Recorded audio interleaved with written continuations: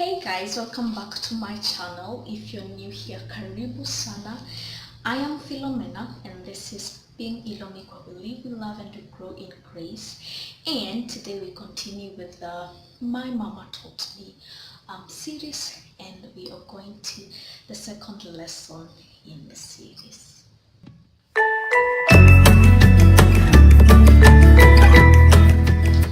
So my mom was married at 22 years old, and well, 22 going to 23, and 9 years later her husband dies. She's at 31 and she's left to figure out her own life, how her career goes, how she gets to develop herself, her career, everything.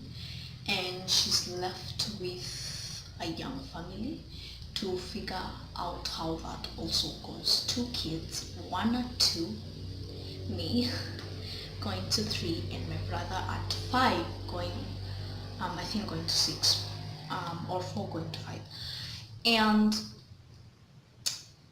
growing up, I don't remember going hungry, sleeping hungry, and or not having a shelter, sleeping, um not secure or protected from the cold. I don't remember walking in tatters or not having clothes to wear. And all I remember is that everything that I needed was provided for, and that I could ask for it, and it was okay to ask for it. And I remember feeling protected, provided for, loved. And I knew that I could trust my mom for that, for protection, for love. I knew I could trust her for my education. I know that I could trust her for food every day, every meal, anything that I wanted to eat, or needed to eat. And I don't ever remember my mom crossing her hands and saying, the provider of this family has left, and therefore, because he has left and God has taken him, the society has to come in and help me raise these kids, because I just can't, because the provider is gone, or the in-laws need to come in and take care of their people, which is us. I just knew that I can count on my mom for anything that I needed, and that she was going to provide for it, which is also why, as I grow up and see women just wait for,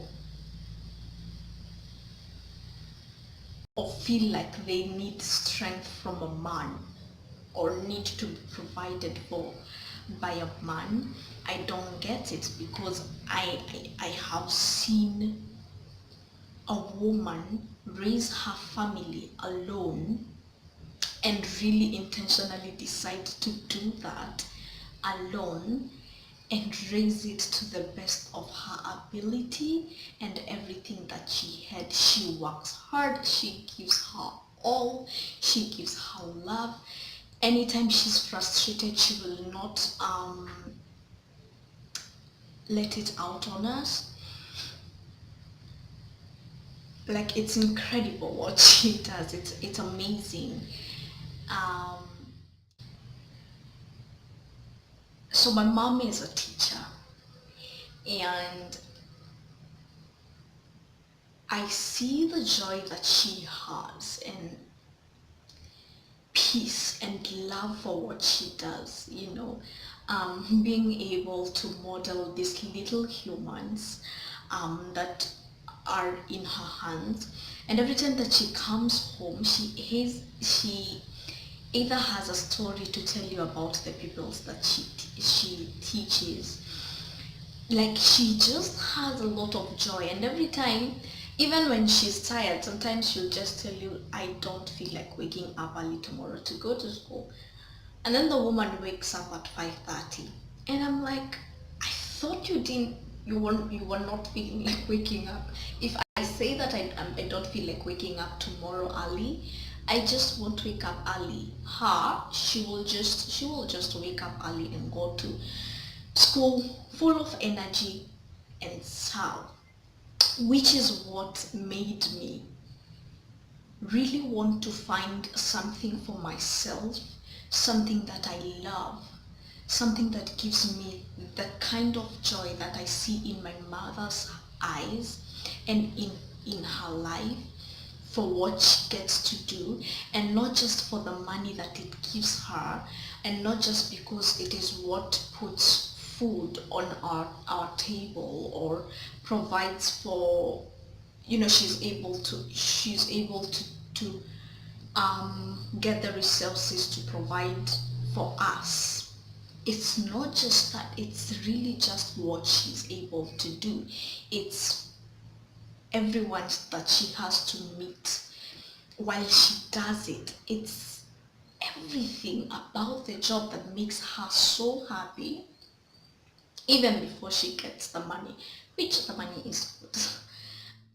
Everything that when I see her being that happy, it just makes me want to have something that gives me that kind of joy and that kind of radiance, which is why I love to talk about purpose, because now I know that being a teacher, and it's from watching my mom, it is not just a job, it's a calling, because I cannot have such patience for little humans the way my mom does. But she has a lot of patience with them, and the little silly things they do, they make her laugh, they make me annoyed, which is the difference between my mom and me. It's a calling, and it's not just a job, it's not just what puts food on your table. It is something that you get to love to do every day. It is something that gets you excited to wake up every morning early and bright and full of energy to go and do that, to go and give yourself to the world in that way. It makes me just want to find something that I would love with that kind of intensity. um, but also not just for me, but for the people who are around me, and knowing that whether the man who is taken as the provider is there or that they are not, that I am able to provide for, you know, those that I love, that I am able to protect those that I love, that I'm able um, to be part of a community that helps one another, and not be baggage to people, not be the person who is on the receiving end, but that I get to be someone who also gives, and gives out of love and out of joy, and to find this kind of contentment that only this thing can give me. So from my mom, I learned that, woman, you have no excuse to not love, to not protect, to not serve. You have no excuse. And the man is not just the provider. The man is not the only one that serves. When the man comes, whether they are there or not there, your life should be whole. You should be whole. You should have the kind of life that you deserve. You should live the kind of life that you believe in. So do you have a life that you believe in? And if you do, it is not the man that brings that for you. It is you. It is you that gets to live God's will for your life. It is you that gets to serve. It is you that gets to provide. It's you that gets to protect, work, love, you know. and do it with a lot of love and with a lot of satisfaction and contentment, and that this is a reflection of what is in here, that the joy that you show on the face, the contentment that shows on your face is a reflection of what is in here, because you're really, really content here. You're really, really full of love here. You're really, really ready to serve here. You're not just being forced to do that. So yes, that is the second lesson that I learned from my mom. See you next week for the next Mama taught me lesson. And don't forget to subscribe and turn on the notification, the little bell that is next to the subscribe button right here. And yeah, see you next Monday at 8 p.m. And happy Mother's Day, you all. Moms, you really, really are the reason why um, the universe is a little kinder to us, because you're full of love and energy, and you really are pure magic. So thank you so much, moms, and thank you all for being here and supporting me. So bye bye, see you, darlings.